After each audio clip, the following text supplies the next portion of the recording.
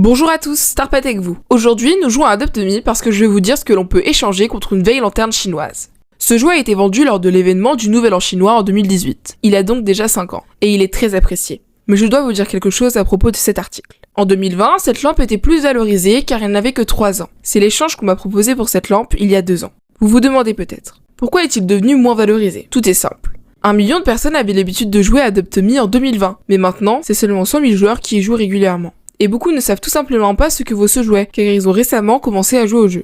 Dans cette vidéo, vous découvrirez ce qui m'est offert en échange de ce jouet sur Adopt Me. Maintenant, je vais vous raconter comment échanger rapidement une lanterne chinoise sur Adopt Me. Comme vous l'avez probablement remarqué, ce jouet peut voler lorsque vous l'activez, et une fumée rouge voyante en sort. Celle-ci brille encore plus que les animaux de compagnie néon. Il est donc préférable d'échanger cet article la nuit, quand il sera très visible. Pendant la journée, il est presque invisible, mais la nuit, la situation est bien meilleure.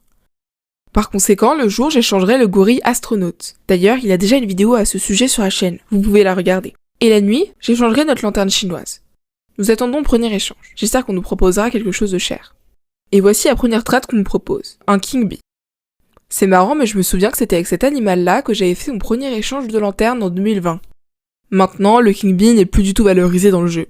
Auparavant, il coûtait un peu plus cher. Au fait, écrivez dans les commentaires ce que vous en pensez. Quel animal de compagnie est le plus valorisé? Le king bee ou la queen bee? Je donne quelques secondes pour réfléchir. Si vous avez dit que la queen bee était plus chère, vous avez raison. La queen bee coûtait presque autant que le frost dragon. Et même maintenant, elle est assez chère. Je suis resté très longtemps sur le serveur et personne ne m'a rien proposé, car il faisait jour. Et pendant la journée, comme je l'ai déjà dit, il est difficile d'échanger une lanterne du fait qu'elle ne se remarque pas.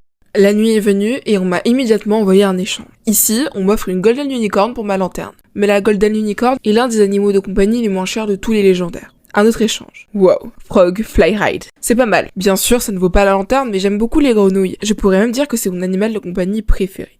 Voici les animaux qui m'ont été proposés dans cet échange.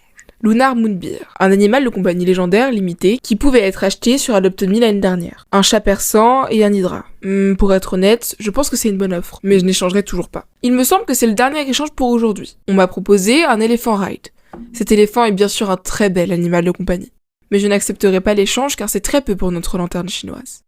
Merci beaucoup d'avoir regardé cette vidéo. Assurez-vous de vous abonner à la chaîne et de liker. Bye tout le monde, je vous attends dans la prochaine vidéo.